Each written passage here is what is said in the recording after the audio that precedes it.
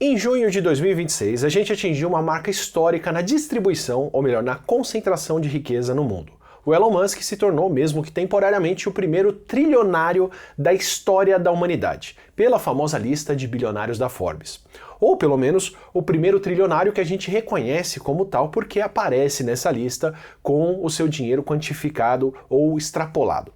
Já é difícil para nossa mente reconhecer o que é um bilionário, o que são bilhões de reais, dólares ou qualquer coisa. Agora você faz ideia do que é o mundo para um trilionário? Que tipo de coisa que uma pessoa que tem esse volume de dinheiro pode fazer com ele? Que tipo de casa ela pode comprar com que seria, por exemplo, o equivalente a R$ 4 para alguém assalariado? Mas antes de planejar esses gastos, para quem não é trilionário e precisa cuidar muito bem do que faz com o seu dinheiro, uma dica. Esse episódio aqui tem o apoio da Revolut, que é o aplicativo de finanças para quem viaja, trabalha fora ou faz intercâmbio, que é presente em mais de 40 países com mais de 70 milhões de clientes e uma conta global. São mais de 30 moedas que eles oferecem, tem IBAN europeu, tem conta internacional e tem um cartão de crédito aceito em mais de 160 países, que agora oferece IOF zero e spread zero. Só aí você já tem uma economia de até 8,5% em relação a cartões de crédito internacionais que cobram essas taxas. Em períodos de baixa do dólar, como agora, é uma economia muito boa, especialmente para quem quer viajar logo mais. Aqui no Brasil você encontra um app prático que não fica empurrando empréstimo, que faz transferências, pagamentos, investimento e tem rendimento de até 120% do CDI diariamente nos cartões Metal e Ultra. Cartões que também são práticos. Você tem Google Pay, Apple Wallet, cartões virtuais que são fáceis de gerar e digerir. Eu tenho um cartão para compra online, para assinatura, para dia a dia, cartão de uso único, tudo separadinho para poder me organizar. E com o cartão Ultra, que é o cartão que eu tenho, você tem acesso ilimitado a salas VIP ao redor do mundo, 3 pontos por dólar gasto no crédito, R$ 20 mil em câmbio sem taxas e até assinatura de serviços como o Masterclass. Para você que procura um cartão completo para usar no Brasil e no mundo, essa é uma ótima opção. Aproveita que abrindo a sua conta Revolut pelo meu link no Saiba Mais ou o QR Code aqui na tela, você tem até R$ 100 de cashback nas compras dos primeiros 30 dias de cartão de débito ou crédito da Revolut. Tem um relatório da Informa Connect, que é uma consultoria de negócios, que apontava em 2024 que no ritmo em que a sua fortuna estava se multiplicando, o Musk se tornaria o primeiro trilionário da história em 2027. Com outros trilionários esperados para 2028, como o Jensen Huang, que é o CEO da Nvidia. Acertaram o fenômeno, mas ele acabou acontecendo antes do que previam. E tem uma série de motivos para esse acúmulo de riqueza ter acelerado recentemente, ainda mais se a gente contrastar com o que aconteceu com o primeiro bilionário que nós conhecemos. Ou se a gente pensar em quem talvez seja até mais rico do que um trilionário, mas a gente não sabe ou não consegue calcular. Esse tipo de lista que a Forbes faz com as pessoas mais ricas depende de uma série de fatores para as pessoas aparecerem lá. A Forbes, ou quem trabalha para a Forbes, conduz entrevistas e estimam o patrimônio de famílias. Mas como eles deixam claro, inclusive, tem gente que não responde essas perguntas, tem gente que infla o próprio patrimônio para parecer ter mais dinheiro e tem situações onde não dá para saber quanto uma empresa privada vale, por exemplo, se ela não está no mercado de ações. O Alex Quadros conta no Brasilionaires, que é um livro bem legal de ler, como é difícil de estimar algumas riquezas aqui no Brasil, e no Não Ficção a gente inclusive comenta o caso da família do Silvio Santos, onde a fortuna que eles tinham só ficou clara mesmo na hora da partilha porque tinha dinheiro que nem estava no Brasil. E tem outros casos, como de famílias reais, onde a mistura entre patrimônio público e patrimônio privado, ou pelo menos a mistura mais descarada, torna quase impossível estimar a riqueza de uma pessoa. Quanto que custou uma pirâmide? Segundo a Forbes, por isso eles não incluem mais nem ditadores nem famílias reais, o que deixa de fora pessoas como Putin, que, segundo o depoimento na criação da lei Magnitsky nos Estados Unidos, movimentaria 200 bilhões de dólares há mais de uma década atrás. E também tem famílias como a família real da Arábia Saudita, que pode ter mais de $1 trilhão há bastante tempo já, por controlarem uma das maiores, se não a maior petroleira do mundo, mas como as finanças não são abertas, as estimativas são bem mais especulativas. Entre as estimativas mais explícitas estão aquelas de quem controla ações de empresas que são negociadas na Bolsa de Valores, e aí a gente sabe quantas cotas de ações essas pessoas têm. Se alguém é dono de 10% de uma empresa publicamente avaliada como valendo 1 trilhão, tecnicamente essa pessoa tem uma fortuna de 100 bilhões, que flutua de acordo com a valoração da empresa. É assim que acontece o sobe e desce dos bilionários mais reconhecidos, e foi assim que o Musk se tornou reconhecidamente o primeiro trilionário. E foi assim que foi reconhecido também o primeiro bilionário da história, que é o John D. Rockefeller, que no final do século XIX criou a maior companhia de petróleo até então. Quando começou a corrida pelo petróleo no leste dos Estados Unidos, em 1859, o Rockefeller percebeu que os poços podiam ter vários donos, mas o refino e o transporte do petróleo eram o grande gargalo. E aí, como os donos da JBS fizeram com frigoríficos e com a logística mais recentemente, o John Rockefeller e os seus parceiros formaram um grupo que tomou conta das refinarias e que conseguiu negociar boas condições de transporte com as ferrovias por conta desse poder. E aí com isso criaram um grande monopólio, que é a Standard Oil, que chegou a controlar cerca de 90% do petróleo refinado no país, nos Estados Unidos, controlando e otimizando todo o processo, desde a extração ao refino e as linhas de trem que levavam tanto o petróleo quanto o produto refinado, que é o que eles chamavam de integração vertical. Só que no começo do século XX, o governo dos Estados Unidos começou um movimento bem forte contra monopólios, e esse movimento acabou quebrando a Standard Oil em mais de 30 companhias diferentes, muitas das quais ainda estão entre as maiores companhias de petróleo do mundo, como é o caso da Exxon, da Chevron e da Mobil. O Rockefeller se beneficiou desse monopólio e da demanda que estava surgindo por querosene e depois por gasolina e por vários outros produtos derivados do petróleo refinado que eles desenvolveram e que lançaram pela primeira vez, da tinta vinílica que a gente tem até hoje até o chiclete. Ele chegou a ter mais de $1 bilhão naquela época, o que não se traduz em mais de 1 trilhão de valores atuais hoje em dia, corrigindo para a inflação, mas se você fizer uma outra extrapolação, pode ser mais do que isso, porque ele chegou a ter entre 2% e 3% do PIB dos Estados Unidos na época, ou controlar esse volume de dinheiro. É uma fração tão grande que nunca foi superada desde então, ou nunca tinha sido. O Rockefeller foi o primeiro bilionário e talvez a pessoa mais rica da história recente. Ou talvez ele tivesse sido, porque depois desse período, para sair da Segunda Guerra Mundial, países como os Estados Unidos e a Inglaterra ou o Reino Unido adotaram impostos de renda que chegavam a 100% da renda acima de certos valores, o que meio que impôs um limite no dinheiro que as pessoas poderiam acumular e viabilizou, pelo menos para esses países, um período economicamente estável e bastante rico que acabou ficando para trás. E ficou para trás porque, em períodos recentes, principalmente nas últimas 2 décadas, a concentração de renda deu uma retomada inédita. Aquele imposto de renda brutal que eles cobravam, que impediam grandes fortunas, não morde mais ninguém na lista da Forbes. Para você ter uma ideia, uma das táticas mais simples que o pessoal adota, que os bilionários adotam, é a de não receber salário e retirar todo o lucro deles como ações das empresas. Uma movimentação que não é tributada nos Estados Unidos. Mas se você tem ações, não necessariamente você tem dinheiro. Aí, quando a pessoa precisa de dinheiro em espécie, ela faz um empréstimo no banco. Um empréstimo a juros super baixos para uma pessoa que vale tanto. Daí alguns tentarem inflar a fortuna que tem para a Forbes, para conseguir empréstimos com juros mais baratos. E dão as ações da empresa como colateral para esse empréstimo. Aí, empréstimo não é tributado, o banco fica com as ações e quem emprestou o dinheiro não pagou $1 de imposto. Depois, é só usar o caixa da própria empresa para comprar de volta as ações no mercado e elas vão subir o suficiente para esse empréstimo se pagar. Por isso que você vê declarações como a do Mr. Beast dizendo que ele tem saldo negativo na conta, que ele chega a pedir dinheiro emprestado, e vários CEOs humildes que não recebem salário nenhum ou recebem muito pouco. É claro, porque assim nem ele nem as pessoas mais ricas pagam qualquer imposto. O empréstimo é parte do sistema para você não ter que pagar pelo dinheiro que você usa. Vai ver se ele não faz gastos milionários ou bilionários. Esse é um dos mecanismos, de muitos. E o resultado é que se na época do Rockefeller a fortuna das pessoas mais ricas equivalia a por volta de 4% do PIB dos Estados Unidos, o que era um absurdo, agora, um século depois, com uma população e uma economia muito maior, a fortuna das 19 famílias mais ricas dos Estados Unidos equivale, pelo menos em 2025, a 14% da economia do país. As 400 famílias mais ricas de lá controlavam mais de 20% do dinheiro dos Estados Unidos em 2025. E essa proporção segue aumentando, com mais e mais concentração de renda entre as pessoas mais ricas, mas entre as milhares ou centenas de pessoas mais ricas. Por isso, os trilionários começaram a aparecer antes do que era esperado. E você tem uma ideia do quão surreal é ter 1 trilhão de qualquer coisa, mesmo se essa não for a fortuna de verdade do Musk? E mais sobre ser ou não de verdade logo mais?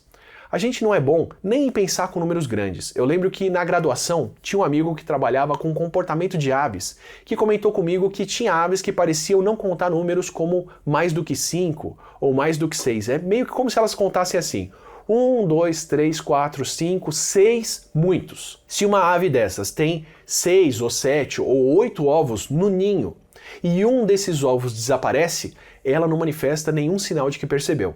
Agora, se ela tinha 6 ou 5 ovos e de repente quando vai comer e volta tem um a menos, aí ela percebe a diferença, fica estressada e começa a procurar ou observar ao redor onde foi parar aquele ovo que sumiu. É mais ou menos assim que a gente se comporta com números grandes. A partir de um certo ponto, a gente se perde no que é uma quantidade realmente grande.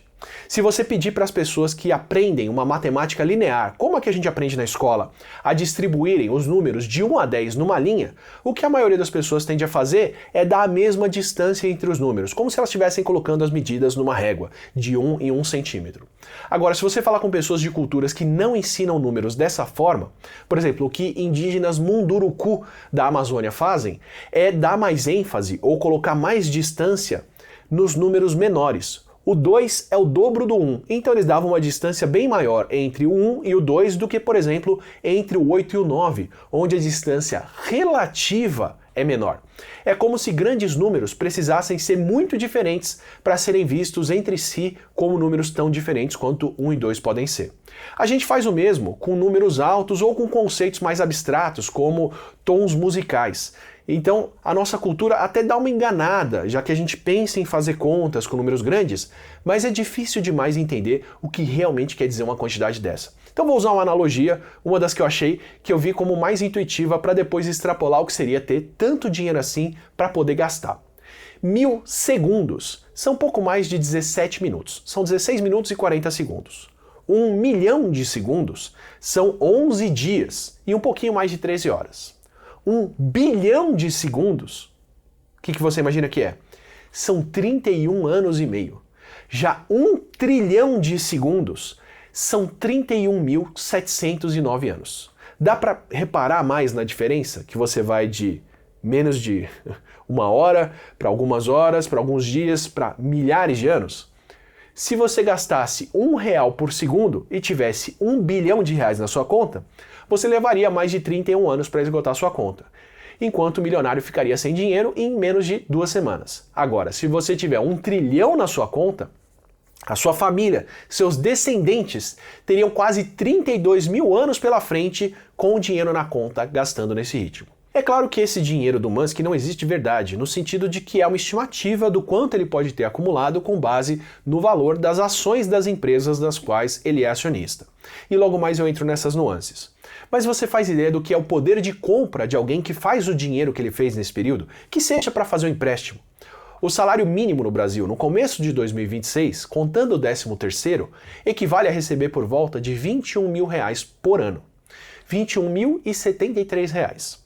Contando com os maiores valores da Forbes para o intervalo do Musk, de fortuna dele, entre os 300 bilhões de dólares que ele chegou a valer em 2021 e a máxima de 1,4 trilhão que ele chegou a valer em 2026, ele acumulou por baixo, por ano aí, o equivalente a 220 bilhões de dólares. O que equivale, pela cotação atual, enquanto eu gravo aqui, a mais de 1,1 trilhão de reais por ano, de renda, de aumento no patrimônio. Arredondando para baixo, para facilitar as nossas contas, isso quer dizer que nesses 5 anos ele teve uma renda equivalente a 50 milhões de vezes o que alguém ganha fazendo um salário mínimo. Olha a loucura que é isso, ou o poder de compra disso. Isso quer dizer que para um trilionário, a mansão de 220 milhões de reais que foi vendida no Leblon custaria o equivalente a um gasto de R$ 4,40 para quem ganha um salário mínimo. Tem ideia do que é gastar tão pouco para comprar uma coisa tão grande? Quer comprar um carro? De quantos milhões a gente fala? Para começar esse carro, que é uma Ferrari de 20 milhões, ela vai te custar 40 centavos. A gente não tem nem moeda única para fazer um gasto desse. Pega logo um Rolls Royce de 180 milhões de reais e coloca mais 20 milhões de opcionais, assim fica pelo menos 4 reais para você gastar. Dá para visualizar o quão surreal é esse poder de compra? Casa, carro, prédio, ilha particular, iate com iate de escolta e um pequeno iate para você ter um helicóptero para decolar de lá de dentro, o que você quiser sonhar, não faz cócegas na carteira da pessoa. Quantos anos de renda uma pessoa assalariada precisaria juntar ou financiar para poder comprar um imóvel? Pensando numa casa de 100 mil reais, uma pessoa que ganhasse o salário dela e não gastasse nada, precisaria de pelo menos 5 anos de salário mínimo somados para poder comprar uma casa. Realisticamente é bem mais do que isso, mas vamos ficar com esse mínimo. E para um trilionário, o que um trilionário pode comprar com 5 anos de renda? Mesmo se quiser comprar o terreno do Parque Vila Lobos, que foi invadido por uma família de empresários, que foi desapropriada e aí ganhou por isso uma indenização de 2,5 bilhões de reais em 2009, depois de provarem que tinham uso capião da área, isso não custaria o equivalente a 500 reais para um trilionário. Mesmo se você quiser comprar esse terreno, mais uma fazenda de 1,5 bilhão de reais, uma das maiores vendidas no Brasil, isso não compromete nem um mês de renda. Não existe necessidade que demande qualquer preocupação financeira e renda de mais do que um mês. Para uma multa incomodar um trilionário, como uma multa de 200 reais incomoda alguém que ganha salário, um trilionário precisaria levar uma multa de 1 bilhão de reais. Não é à toa que a vida é fácil e que é muito fácil para alguém muito rico se desapegar da realidade. Quando qualquer desejo seu custa tão pouco perto do que você faz em um ano, nem a inflação incomoda, porque gastos do dia a dia, mesmo se for fazer uma festa de $500 milhão, não arranham o que você vai continuar acumulando, que também vai ser corrigido pela inflação. O nível de poder que essa capacidade econômica traz é surreal. Aliás, essas pessoas não têm nem gasto, elas fazem investimento. E um investimento que se paga de volta com muito lucro em cima. É só ver o que está acontecendo com a SpaceX para ela e o Musk supostamente valerem tanto, pelo menos enquanto eu gravo. O que fez a SpaceX receber uma valoração de 2 trilhões de dólares e tornou o Musk um trilionário, porque ele é dono de quase 40% das ações da empresa, foi a entrada dela no mercado de ações em 12 de junho de 2026. Agora, quanto das ações da SpaceX, qual é a porção da empresa que você acha que foi à venda para ela ser valorada dessa forma? 50%? 40%? 30%? E se eu disser que foi 4% das ações e que alguns dos seus maiores investidores foram os fundos de pensão que obrigatoriamente compraram as ações da SpaceX? Parece estranho e é, mas uma série de regras muito importantes do mercado de ações dos Estados Unidos foram mudadas poucos meses antes, convenientemente, da entrada da SpaceX no mercado. Muitos fundos de aposentadoria por lá fazem investimentos passivos, o tipo de investimento que rende relativamente pouco ao ano, mas de uma forma sólida, porque é isso que você quer fazer com o dinheiro que está guardando para uma aposentadoria. E aí eles operam comprando ações automaticamente, dentro de datas pré-definidas e com valores pré-determinados, de ações que são publicadas dentro de índices de investimento. Então, quando esses índices são atualizados e novas empresas entram ali dentro, eles meio que obrigatoriamente compram essas ações naquele prazo determinado pelo valor estabelecido. E menos de 3 meses antes do Musk abrir a Nasdaq anunciando as vendas da SpaceX, algumas regras que regulam esses índices, que são regras bem centrais, foram alteradas. Por exemplo, tinha um limite mínimo de 10% para o volume de ações de uma empresa que podiam ser colocados ou que precisavam ser colocados à venda. Menos do que isso, a empresa não podia entrar porque valores podem flutuar demais com base numa fração tão pequena. Ou eles podem ser inflados artificialmente por uma demanda inicial muito alta, enquanto o controle da empresa continua demais na mão dos antigos donos. Então, para uma empresa entrar num índice desse de forma mais segura, tem que ser uma fração maior de venda e mais controle na mão dos acionistas que vão comprar essas ações. A SpaceX ofereceu 4,15%, o que quer dizer que ela foi valorada em quase 2 trilhões com base na venda de uma parte muito pequena das ações de um tamanho que faz a demanda por eles parecer enorme. Normalmente, se exige que as ações que entram nos índices tenham um poder de decisão proporcional. Então, o fundo de ações de investimentos comprou 20% de ações de uma empresa, eles podem decidir, ou eles têm o poder de 20% dos votos lá dentro. Enquanto na SpaceX, quem já participava da empresa e manteve o controle de ações, tem muito mais disso. O Musk sozinho ainda controla mais de 80% dos votos. Ele é basicamente o dono da coisa, mesmo não sendo o dono das ações. Normalmente, o intervalo obrigatório de uma empresa que entrou para o mercado de ações, para essa empresa poder entrar no índice de investimento, é 12 meses, para dar um tempo da empresa desempenhar, publicar suas contas e as pessoas verem como ela se comporta, para aí sim investirem nela dessa forma mais obrigatória ou dessa forma mais automática. Para a SpaceX, esse período foi reduzido para 20 dias úteis. Para uma empresa entrar num índice de investimento desses, ela tem que demonstrar um lucro auditável nos anos mais recentes. Com os seus foguetes, que por enquanto parecem mais fogos de artifício, e com investimentos bastante estranhos recentemente, a SpaceX deu quase 5 bilhões de dólares de prejuízo em 2025. Mas o Musk garante que a empresa de foguetes e satélites dele pode conquistar um mercado de 28 trilhões de dólares no futuro, graças aos seus foguetes? Não. Graças aos seus satélites? Não. Conectividade da Starlink? Não. Mineração de asteroides? Também não. Segundo Musk, isso vai ser graças à inteligência artificial da xAI, empresa do Musk que ele fez a SpaceX comprar e que foi o motivo desse prejuízo bilionário no ano passado.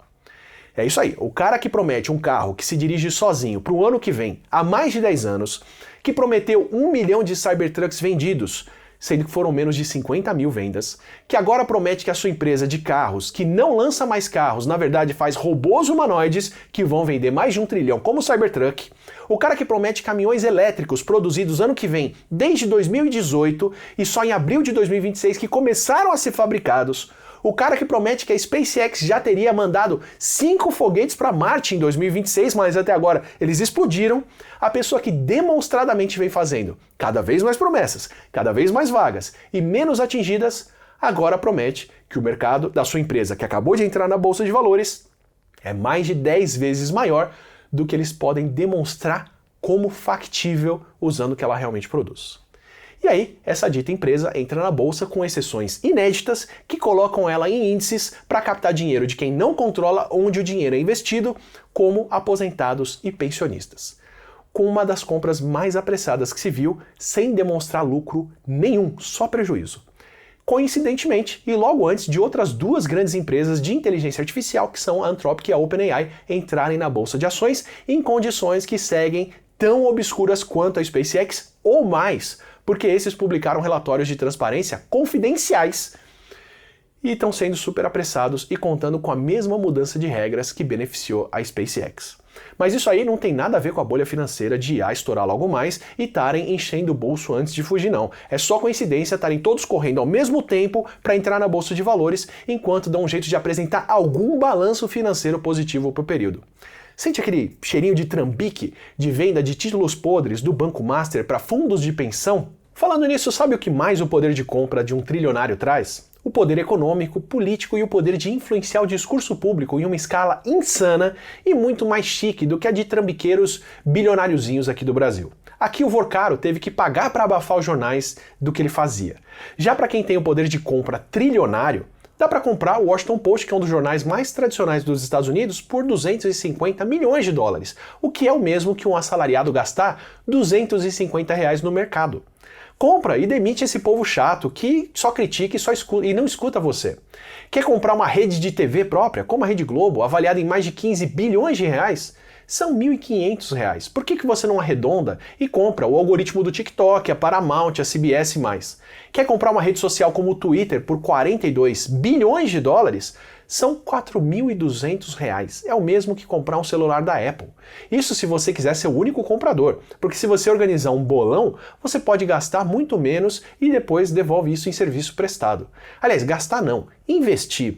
Porque afinal, o que dá tanto potencial para a SpaceX valer tanto, mesmo que seja um potencial imaginário, é a tal da integração vertical de ser dona do foguete, dona do satélite, da internet à distância e da inteligência artificial que as pessoas supostamente vão assinar em servidores entregues por esses foguetes no espaço e vão gastar trilhões com isso.